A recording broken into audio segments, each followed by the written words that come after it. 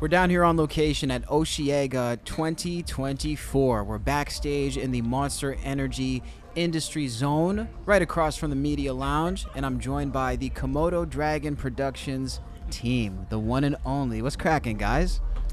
Nothing much. We're happy to be here. We're greatly appreciative of you bringing us along. It's been an amazing experience so far. So many different types of content that can be created. So much just keeps your head spinning and it keeps you rushing. You're always on the move. But it's just an absolute pleasure to be here with you. And boss, how you feeling, man? Bruh, you guys talk for a bit, and I'm gonna join, and I'm gonna really like tell you. He's gonna break it down. I'm gonna just really speak my mind here a little bit.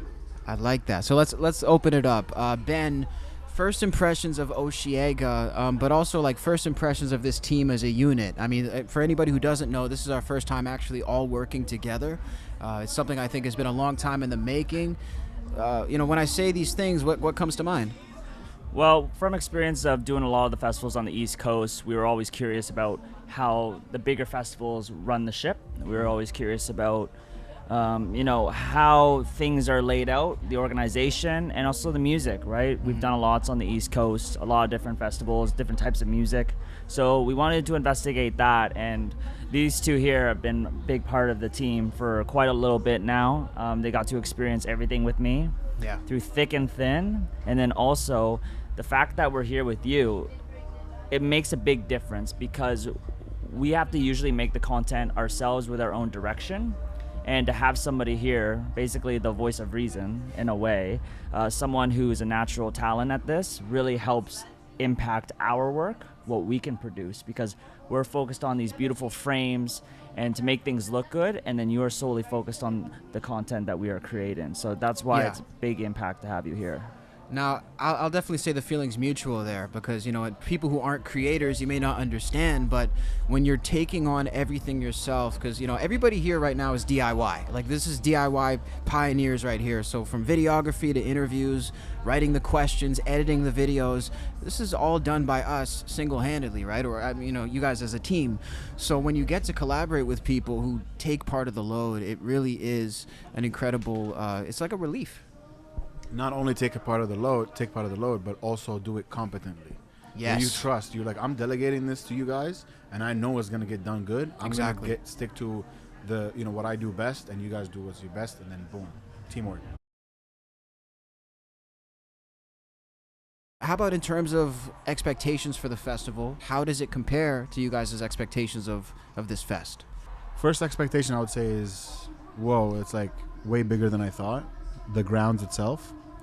I think the location of itself, being in Toronto, being in Montreal, being on the island specifically, is beyond magical for me. It's like, it feels like I'm in like a wonderland. It's like a, and especially because it's my first time in Montreal too. So it's like every little street corner, every little thing, every little nook that I'm looking at is new to me. Let alone this whole experience with the artists, with the backstage, with the organization, and also seeing all the different people in uniform, different levels of organization. It's just like, whoa, this whole thing is like is alive, and it's like a living organism, and everybody is just doing their thing. So I would say, size-wise, it was bigger than I thought. But also I'm impressed with the organization. One thing I'm really impressed by too is the vibe. Like, everybody that's actually organizing this stuff, they're all on a good like spirit, I should say. Yeah. Everything is like de-escalate. Everything is like cool. Everybody wants to make the other person's day better. So it's like, it's all positive. The only negative I would say is, god damn, this place is big as hell. I'll ask you this just on camera. I've asked you this before, but you've been here before. How does it compare this time? How does it compare this time to other times? That's a good question. I would say that this time, it feels like there's a lot more of like a go-get-it sort of attitude backstage. There's a lot more media outlets here, so the competition is a lot higher. I think last year, I was one of 2 internet outlets that got approved at all. So there was really no podcasters. There was nobody else that was sort of in our space. No, there was one other podcast here last year. So it was a different dynamic, different vibe. This time I feel like it's a lot more inclusive to different types of media. and it feels a lot more open. And also the other thing too I've noticed is that there seems to be a lot more support for the up and comers this year. Not only guys like us, but also artists. Like you look at some of the artists that they're putting on. It's incredible the platform that they're getting here at OSHEAGA. Talk to me about inspiration, Ben. What does it do for your level of inspiration being back here at this festival? I think what it is that even when I was younger and starting out, I always was curious about how festival media teams were run. And I used to look at the big ones like OSHEAGA, Coachella, Rolling Loud, and actually I've been following a lot of creators from those teams for a long time. And that kind of management and that kind of efficiency is, I think, something that all creators should maybe take note of. Yeah. They're all so efficient, they work as a team, and everything is quick. And everything is great. I mean, artists get to express their creativity. So that was definitely something that I wanted to look into, even more than just getting on stage or just shooting certain artists. I feel like the whole way it's run and managed is just a way bigger picture that not a lot of people are seeing. I totally agree. Boss. I have a quite good question for you. Yes. As future media people that are looking to get into videography, looking into doing media, looking into doing things that what you're doing right now, what would you tell them in terms of what did you do? What do you think played the biggest part, in you getting to this level, getting to where you are right now? What were the factors that played the biggest parts? Whether it was your work or luck or what is it? Give somebody some insight on what they need to do in their own lives to level up and get these types of opportunities. What do you think? I love that question. Here's the number one thing that I would say is a key for anybody who wants to get started in any sort of creative field, but especially media. It's start with what you have. That is the biggest thing. I feel like so many people, it's a great way to make excuses to say, well, I don't want to make videos until I have this type of camera. I don't want to edit until I can afford this program. The fact of the matter is this: you can make excuses all day, but if you make a good story, if you make a good piece of content, people will watch it, period. It doesn't matter how it's made. It doesn't matter how the cake was made. It matters that it tastes good, right? So at the end of the day, this is what it is. And I feel like people, they hold themselves back because of these perceptions of what it has to be. I've done shows with, $1,000 cameras shooting, and I've done shows with iPhones. And at the end of the day, it doesn't really have an impact on the enjoyment of the product. Yes, you're going to look more professional if we pull up with a crew like you guys, right? But if we do a really, really great story on a phone, people will still enjoy it. It'll still go viral on TikTok. It's not a make or break thing. So start with what you have. That's a big thing. I agree, and I'll just say, when you watch a crazy piece of news, something insane, something horrific or something huge that everybody like a sighting of a alien, UFO, Trump getting shot, all those monumental times, we don't care what camera shot. It's filmed on a calculator. We don't care. Literally, we don't even care. We don't give a shit about what the exposure looked like. As long as we can see it. Exactly. That's a video footage. That's a piece of video. Nobody cares what it was shot on. So, like you said, man, as long as the content is good and you're shooting it and you're putting it out, that's all that matters. Yeah. Yeah, what you said is great. And quickly on that, where a lot of people don't talk about it, but professionalism. I'm gonna be that guy and just say the professionalism, the way you hold yourself, the way you act around people.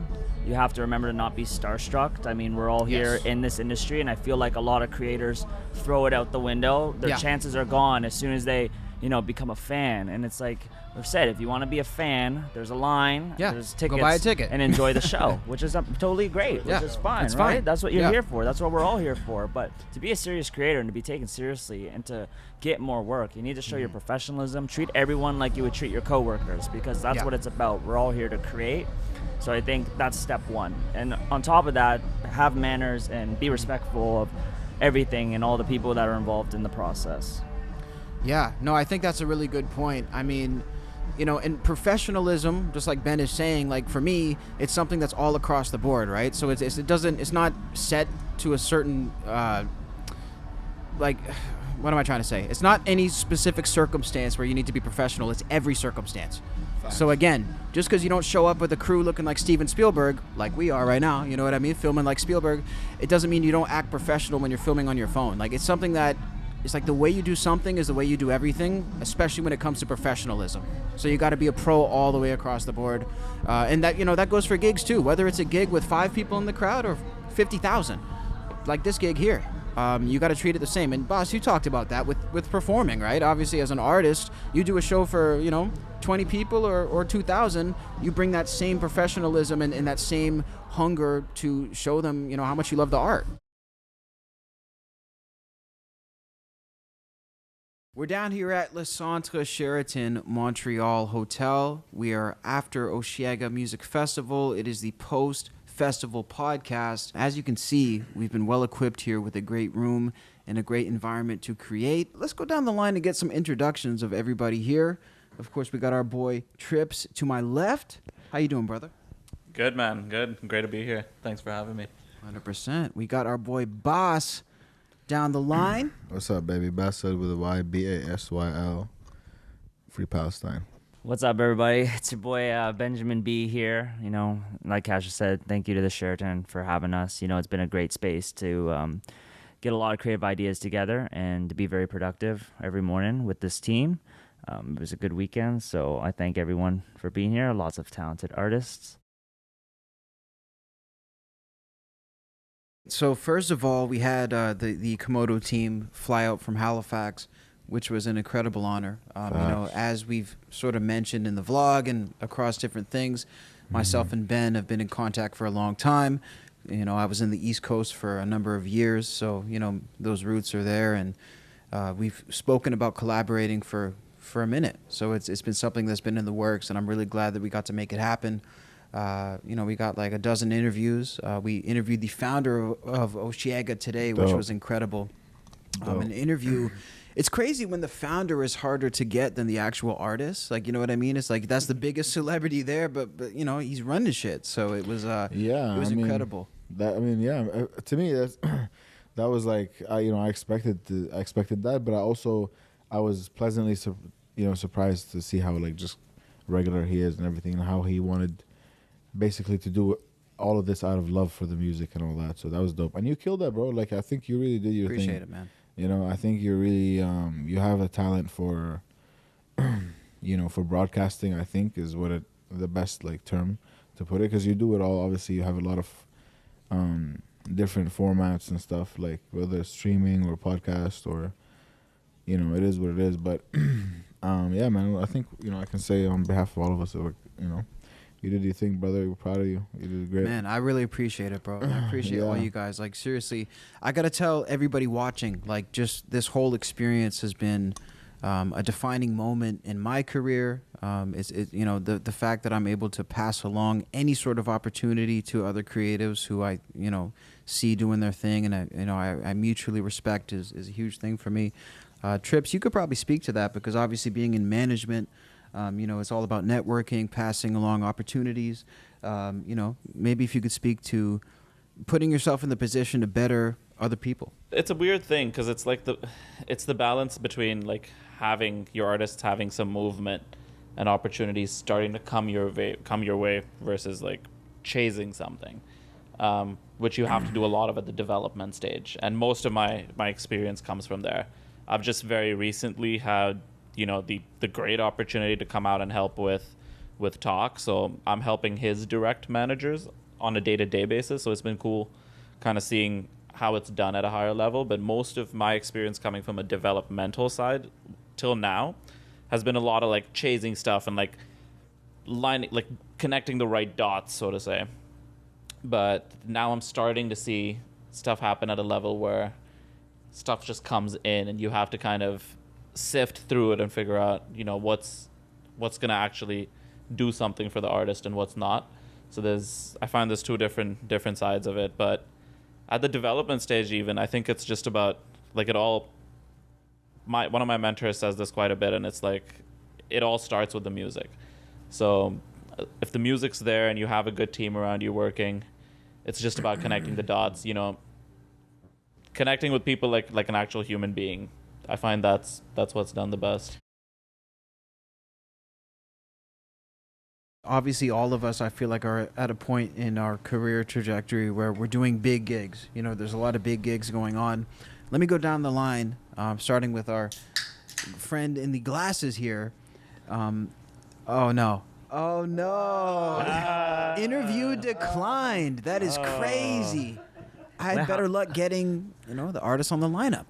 You had better success with the artists. Yeah, we had better success. So I guess we'll fill in the gap and we'll. Like we have like a crazy like character. I'm so intrigued.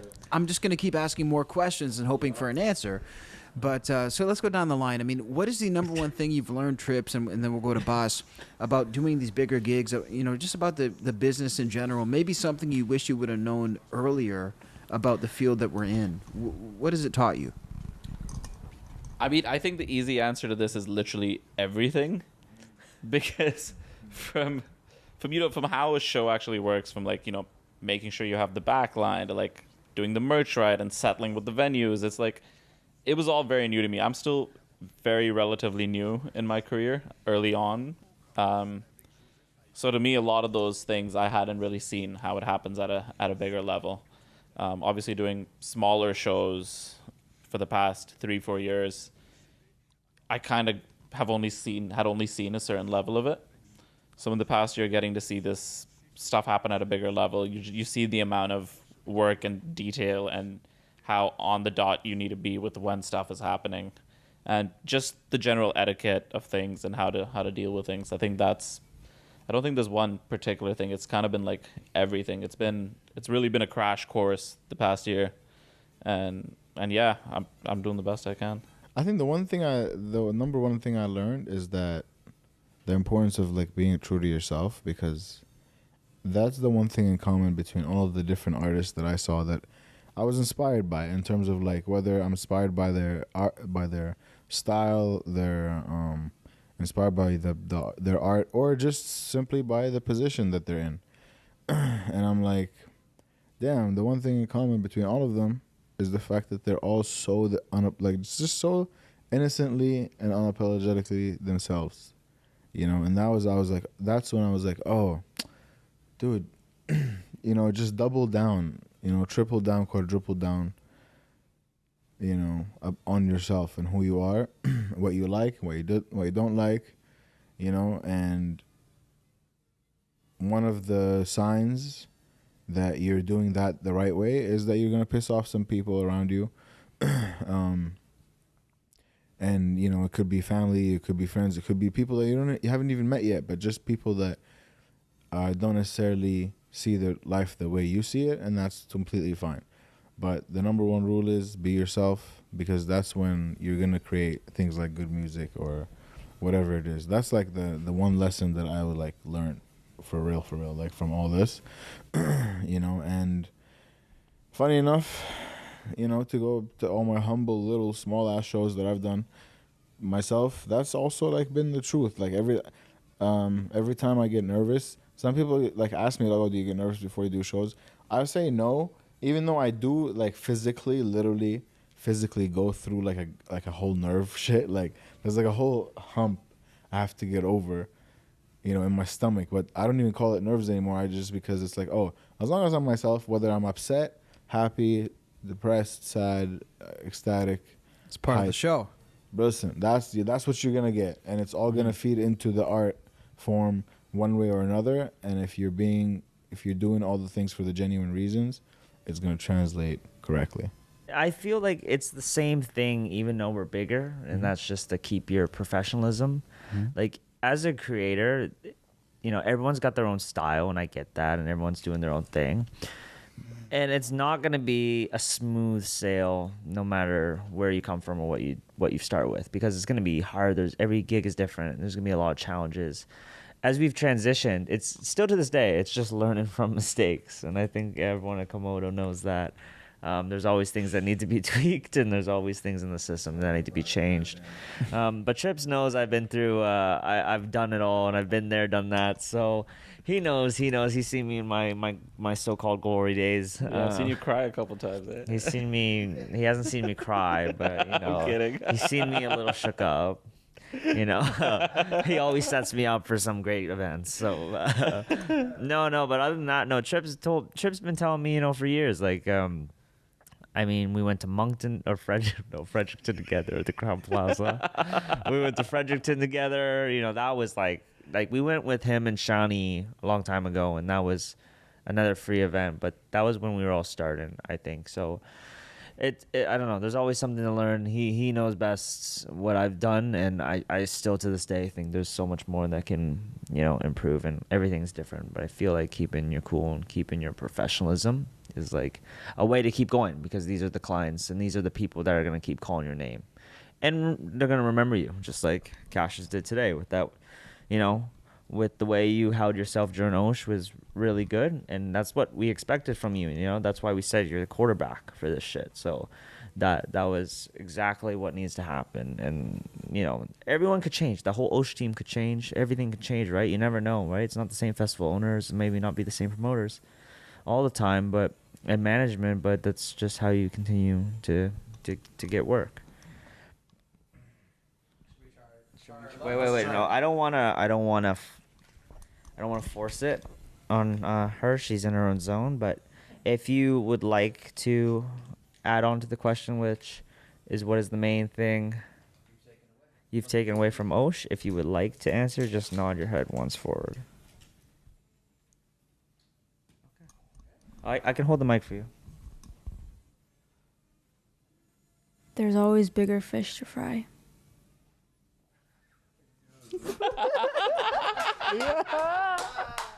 The drama,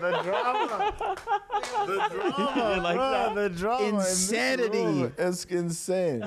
Bro, This I'm hanging on woman every deserves- word. Every single word I'm hanging on you it. could have honestly. I haven't anticipated anything more in my life than this. She could have said it. Oh my god. I need to hire whoever PR trained you. What is the biggest misconception about what you do in your field? Obviously, people have an idea of management, they have an idea of artists, but what is it actually like compared to what people think? Break it down. There's a lot there. I don't know what the biggest misconception is, but my experience obviously has been with artists at a developing stage, and I feel like a lot of artists think that. I hear a lot of artists say, oh, I wish I had a manager. But that almost does nothing for you. It's like a manager can't just click his fingers and make things happen. And some people can, but most people can't. You have to have some movement, some traction going for someone to come in and be able to kind of create and curate something around it, So that's a big misconception I hear, because honestly, at a developmental stage, what would benefit most artists more isn't a manager. It's someone who can do social media, like a content person. It's someone like Ben, who helped very early on with Shani. And at that point, I was Shani's manager, but we were so new to it. He didn't really even need a manager, but we were just kind of new to it, didn't really know how things work, so we were kind of trial and erroring it together. But that's when we met people like Ben who've really helped so much. And looking back, it's like a lot of artists would do better off with that than quote unquote a manager, because that's just the name of the game now. Having someone who can have that eye and worry about that and let you focus on the creative artistic side of it, it helps a lot. I remember you talked about that when you said how the game is changing for that position. And I mean, we all have to be a little more creative now than we were before, considering of how fast the digital world is moving. And I think, everyone here is taken away from that. Everyone here does their work, but, they have to manage their own media and strategy like that. So I agree with what you say. And yeah, helping out Shawnee was, it's the same point with me, like when I was just starting out as well. So it helped me a lot too, just, to work on those skills, sharpen tools, and help you guys, and it was fun in the process. You guys helped me too, so.